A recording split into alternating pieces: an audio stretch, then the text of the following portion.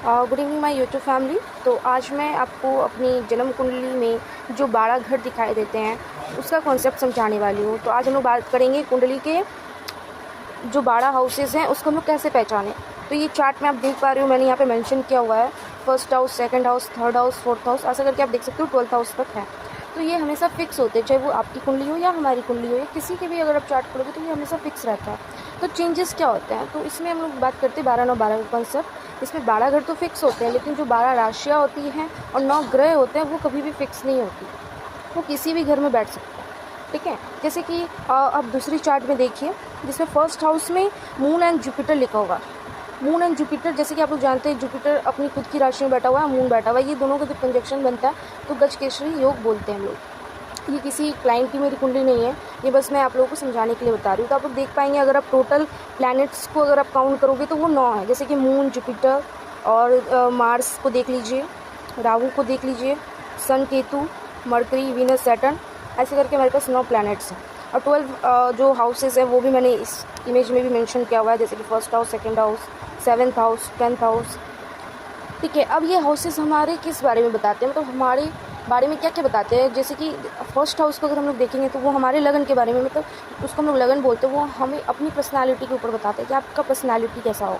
अगर आप second house में जो इमेज देख पा रहे हो वहाँ पर राहु लिखा हुआ है, वहाँ देखेंगे तो ये हमें धन भाव को बताता है और परिवार, फैमिली वाले को बताता है। थर्ड हाउस को देखेंगे तो यहाँ आपकी मेहनत को और कम्युनिकेशन को बताता है। फोर्थ हाउस हमारे माँ को बताता है, और जैसे हमारी फैमिली को ही भी घर का सुख, शांति, प्रॉपर्टी, ये सब बताता है फोर्थ हाउस।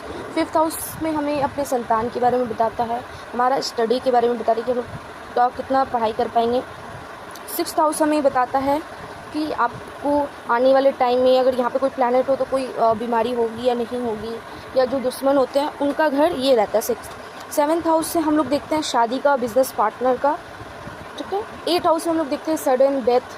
ठीक है, या बहुत ज़्यादा कहीं से प्रॉफिट आ गया, कहीं से बहुत ज़्यादा लॉटरी में पैसा लग गया, तो ये सब चीज़ें हम लोग, लाभ और हानि, ये सारी चीज़ें हम लोग 8th हाउस से देखते हैं। 9th हाउस से हम लोग देखते हैं अपना भाग्य, जैसे अपना भाग्य हो गया, अपने पिता को भी इस हाउस से देखते हैं। और जो 9th हाउस को हम लोग अपने धर्म से भी देखते हैं। फिर बात आ जाती है 10th हमें अपना कर्म के बारे में बताते हैं कि आप क्या काम करोगे, किसके रिलेटेड काम करोगे। 11th हाउस हमारे लाभ भाव को दिखाता है, आपके दोस्तों को दिखाता है। और 12th हाउस हमारे व्यय को दिखाता है, हमारे खर्च, हमारा हॉस्पिटल जर्नी, ये सारी चीज़ें दिखाता है हमें और 12th हाउस।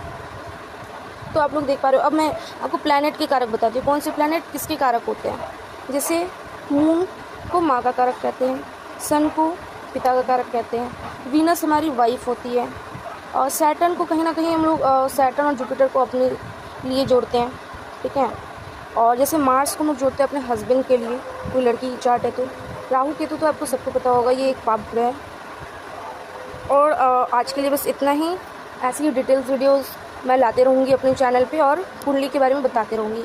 ये मेरा डे 3 था कुंडली रीडिंग का, बट आज मैंने कोई क्लाइंट की कुंडली रीडिंग नहीं की। कल मैं एक क्लाइंट की कुंडली आप लोगों को डिटेल में बताऊँगी। ओके, तो आज के लिए tata bye bye, thanks for watching.